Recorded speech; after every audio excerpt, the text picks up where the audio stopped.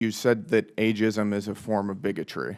Ageism is a form of bigotry, but I did not say that in my article. And You cannot misrepresent my ideas. Okay, well, why don't you provide your explanation for that? Ageism is a form of bigotry. People who were concerned about Joe Biden's age were ageist. How do you square that? Ain't nothing changed, nothing new here to see. This ain't nothing but some political maneuvering. America. Welcome to the eulogy, eat it up. It's called political buffoonery. Hey there, everybody, and welcome to This Week in DUMBmocracy, where we showcase some of the dumbest news makers of the week. For a little bit over 2 years now, we've been here exposing the shenanigans and buffoonery of buffoons in government just about at every level, and rightly so. These people deserve to be mocked, derided, pointed out, and exposed in the hopes that maybe one day we become better at recognizing political buffoons before we vote them into office. But what we haven't been doing enough here on the show, and I'm promising to remedy that in the future, is to salute those out there in the trenches exposing buffoons that we've been seeing over the past 2 years. People like Senator John Kennedy of Louisiana have been doing God's work and doing this for years, but there are others out there, and we need to start recognizing their game. And I'm starting out here with Texas Congressman Brandon Gill. He's the youngest member of the Republican Party in the House. And man, oh man, did he have a week last week in tackling buffoons in different subcommittees for the House Oversight Committee. Congressman Gill is definitely a rising star in the field of exposing buffoons.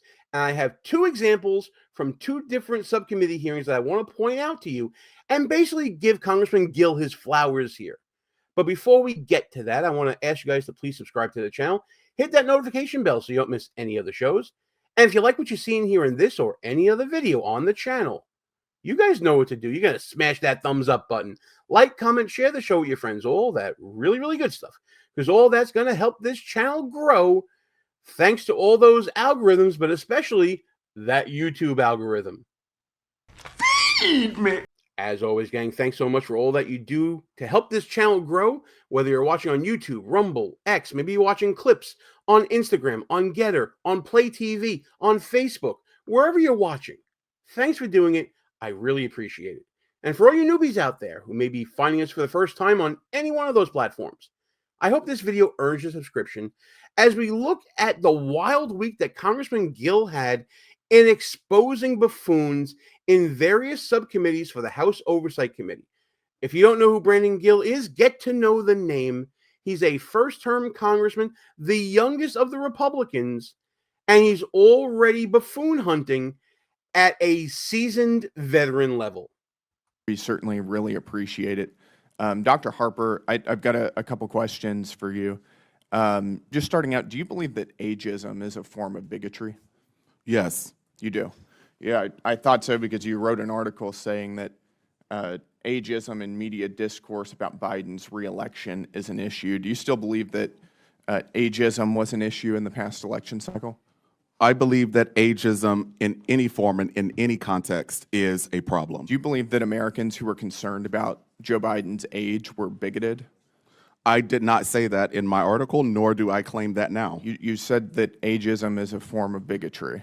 Ageism is a form of bigotry, but I did not say that in my article. You cannot misrepresent my ideas. Okay, well, why don't you provide your explanation for that? Ageism is a form of bigotry. People who were concerned about Joe Biden's age were ageist. How do you square that? Gotcha, bitch! From what I've seen of Congressman Gill, this is one of his main tactics, and it's a really good one. He allows a witness to speak and paint themselves into a corner, and then when they realize they're caught in a logical conundrum, they then try to contort their way out of it. It's the kind of agenda gymnastics that I talk about in my book, Schnooks, Crooks, Liars, and Scoundrels, a field guide to identifying political buffoons. That's available right now on Amazon, at Barnes & Noble, and other online bookstores. This guy is a grifter. So let's see how this agenda gymnast, Dr. Harper, tries to worm his way out of the corner that he's painted himself into. I'm less concerned about Joe Biden's age. I am more concerned about young people and older Americans being Do you think that Joe systematically Biden's denied age was- He chose to go the route of deflecting from the question. And I don't think that Congressman Gill is going to allow him to do so here. opportunities related to and his access cognitive because decline? of their age. Do you think that Joe Biden's age had a relation to his cognitive decline? That is outside of my area of expertise. Do you need to be an expert to determine whether an 82-year-old man who is clearly visibly declining mentally on camera, if that has anything to do with his age? I'm not a cognitive scientist. You're not. Okay. Of course you're not. Boom, boom, boom, boom, boom, boom, boom, boom, boom. And of course, Congressman Gill throws a little bit of sarcasm in there. I do see the influence of Senator Kennedy in what he does, and that can only be a good thing going forward. Do you believe that America should be a colorblind society?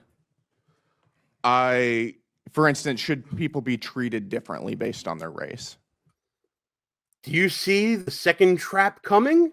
I certainly do. Let's see if Dr. Harper falls into this trap. It's just a yes or no question. Well, we're waiting. It's not a yes or no question. It's a yes or no question. It is a, as I said in the beginning of my testimony, America yes or has no not is done fine. right by Should indigenous people- peoples, by black people, by Asian American and Pacific Islander Should people people. be treated differently based on their race? Yes or no? People should receive the services and the support and the remedies that So are your owed answer to is them. that they should be treated differently based on their race. They should receive the remedies that are owed to them because of the systemic racism do you and believe injustice. that? Do you believe that race should be considered in employer hiring practices? I do not believe that white people are the only qualified people for jobs. I didn't say that. Nobody said that. I asked you if race should be considered in employer hiring practices. And you're not going to intimidate me by slandering me as a racist. You're also, I did not call you a racist. No, You're not going to implied it, intimidate though. me You by implied it. insisting I'm that I asking called you a straightforward racist. question. It's a yes or no question. Should race be considered in employer hiring practices? Yes or no? I believe that diversity ought to be considered as companies and other organizations attempt to So race reflect should. their So I'll take customers, that as a yes. our country. I'll take that as a yes. Which race do you think should be preferred? Oh, the brutality. Oh, we got him again. Do you see what he did there? He takes concepts that people want to overcomplicate with word salads and different platitudes like this Dr. Harper has been doing and distills it down to its basic form. Should there be racial preferences? Yes or no? They refuse to answer yes or no because now Harper's onto the game that he doesn't want to fall into another trap. But in trying to talk around the issue and talking about giving people what they deserve based upon their races, he essentially fell into the trap anyway. And now Gill is here to once again spring it on him. I do not think that a single race should be preferred. You just said that you believe that race should be considered in employer hiring practices. I don't know. There's going to be a transcript of this hearing. I didn't say that in that way. Okay, why don't you explain what you believe? What I Very said briefly. and what I believe is that the demographic composition of workplaces, Which our is, nation's military, by and demographic so on, composition, our Congress ought to reflect the diversity of the United racial States of demographic America. Composition. Racial demographic, is that what you're saying? Racial, gender, Okay, so race should be a factor in employer hiring practices. Yeah, that's what you're saying, is it not? organizations ought to attempt to match the diversity of you're their. hopping around the question. No, you don't want to I am answer it. answering quite straightforwardly, Who as a gets matter to of fact. determine which races are preferred? Oh no! Look at Dr. Harper's face here. He knows he's got here. Oh man! See, Congressman Gill, first-term congressman, very young. He's on to the game. He understands the rhetorical game that Harper and other witnesses that come before committees, many people that you'll never know the names of, but you have to recognize their buffoonery. He's on to their game, and he's gotten very good in a very short amount of time of exposing that game. Like what you see so far? go ahead and smash that thumbs up button.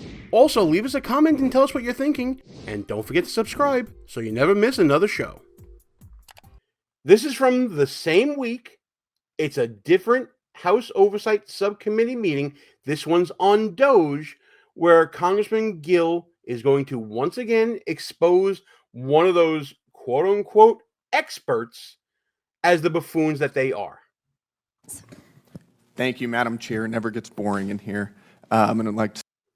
Oh, I forgot. This is also the same House Oversight subcommittee hearing where Congressman Brian Jack exposed Melanie Stansberry's placard. You kind of see it in the background there on the video for having a very crucial math error and exposed Stansberry as a buffoon. Check this out. Madam Chair, and my closing, just a point of clarification.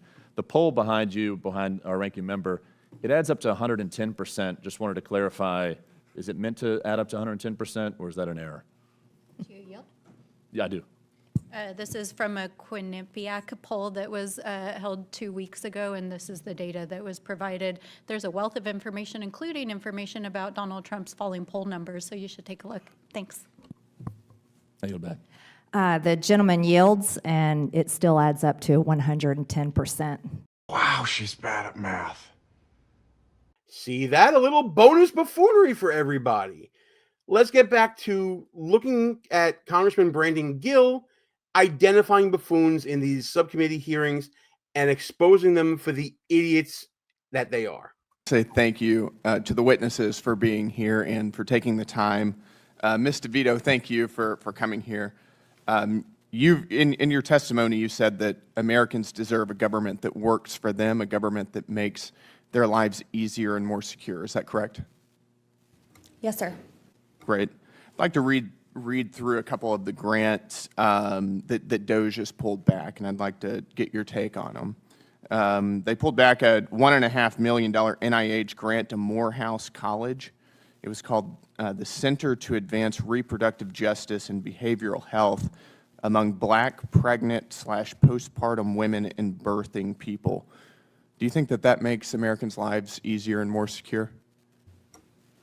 I think that medical and scientific research of all types. Do you think that that constitutes critical research? According to your testimony, NIH grants are critical research. I think that government research of all types in the medical, including a birthing people.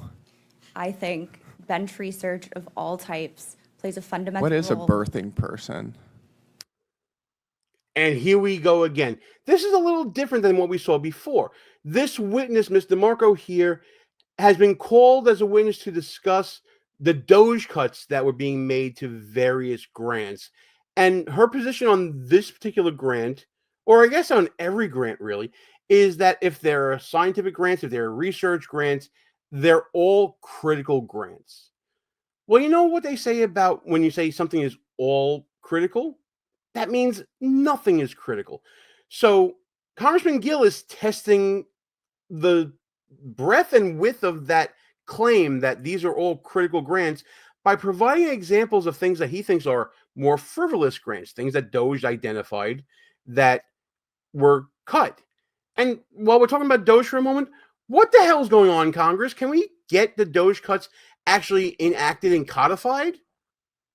Back to the video. Sir, I am here to talk about the DOGE impact. Well, I'm asking you about this grant and you're defending it. So I'm asking you, who is birthing people? I am not familiar with this grant. Mm-hmm. I take a position that all kinds of government research, medical, pharmaceutical, Is a birthing person a woman? Is that another word for female? That is outside the scope of my expertise. Excuse me? Seems like erasure language to me. I've been told that that type of vernacular constitutes erasure language. How about another one? How about the conference, Gender Equity in the Mathematical Study of Commutative Algebra? Do you think that that's a valid form of government spending? Okay, before she answers, can you just leave something in the comments for me explaining what the hell he just said? Check this out, though. First of all, you throwing too many big words at me. Okay, now, because I don't understand them, I'm going to take them as disrespect. Watch your mouth. I lost it halfway through exactly what that grant is. So if you're able to interpret that for me, if you're able to speak woke, please let me know in the comments what that was all about. I think mathematical research of all types is deserving of government. What about studying, and this is directly from the National Science Foundation's website, women and non-binary mathematicians? Again, I think all kinds of government investment should be dedicated toward mathematical. All kinds of government investment. You don't have any kind of limit on what we're spending our money on, just everything? Is that your testimony?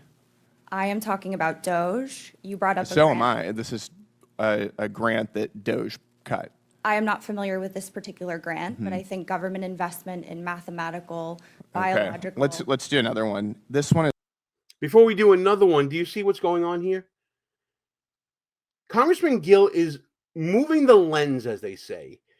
This witness, Ms. DeMarco here, she has a generalized opinion that these math and science grants, no matter what they're studying, they are deserving of government funding. It's a very much of a blunderbuss way of handling spending. And honestly, when you think about it, this is the liberal mindset. Everything should get funded at all times. Government spending for all on everything. Congressman Gill is trying to take more of a, I guess you say, a structured approach to this, looking at the specifics of different grants and deciding whether or not these particular fields should have been cut by Doge. It's a very surgical method of looking at cutting. And when you're looking at cutting government funding, you should be surgical in nature. You shouldn't just cut all math, all science, all of one thing. You should cut certain aspects, cut the fat, as they say. You are addicted to spending like the proverbial drunken sailor. But you see what's going on here. The lens is moving from general to specific. And when Congressman Gill is trying to get specific, the witness, who claims to be an expert, is no expert at all. She's not familiar with any of these grants that he's talking about. But if you're the expert, shouldn't you be familiar with these grants? Let's see if this witness knows this one. It's called hashtag Transcendent Health, adapting an LGB plus inclusive teen pregnancy prevention program for transgender boys. I can't even say this without laughing. Do you think that is a useful form of our tax spend? I am not familiar with that grant, but I think bench research, government investment in scientific and pharmaceutical Teen pregnancy research. for transgender boys. Do you think that is a useful spend of our tax dollars? I think government investment in all kinds of scientific research is of the utmost importance. Including pregnancy prevention for transgender boys. Okay. And the thing that he's been doing, you've seen in both clips, is calling out the absurdity. These so-called experts, I call them buffoons, they come here with very generalized positions that they think should be implemented across all fields of government. Dr. Harper earlier was talking about DEI in college admissions and how he thinks that should be handled, when in actuality, he was saying, as Congressman Gill pointed out, I want racial preferences for people who deserve it. Now he's talking with Ms. DeMarco here, talking about these Doge cuts, and she's saying that all mathematical and scientific research, that deserves our spending. And Congressman Gill is saying here, well, what about these specific examples? And then they can't speak to it. This is quintessential exposure of buffoonery, because what he is doing is exposing the game. He's exposing that the devil truly is in details, and these so-called experts who get paid probably by the success of their advocacy, they don't know those details. And when they are exposed for not knowing those details, the buffoonery is apparent to all. And the point is really made to the public. Now, these are subcommittee hearings, and let's face it, not a lot of people watch these things. I mean, people like you and me, wonks like you and me, informed political observers like you and me, buffoonologists, as it were, we keep up with this stuff, and we recognize that Congressman Brandon Gill is a star on the rise in exposing these buffoons. And that's why we need to get the word out about new heroes of buffoonery and future stars like Congressman Brandon Gill here. At least that's just my opinion on this situation. Let me know what you guys think. Let's get into the comments together. And as always, like and share this video with your friends, subscribe to the channel, hit that notification bell so you don't miss any other shows. How do you feel about what you're seeing from Congressman Gill here? Do you like it? Do you think he can do more? Let me know what you think in the comments in discussing this video, as well as all the other shenanigans and buffoonery happening every day this week in DUMBmocracy.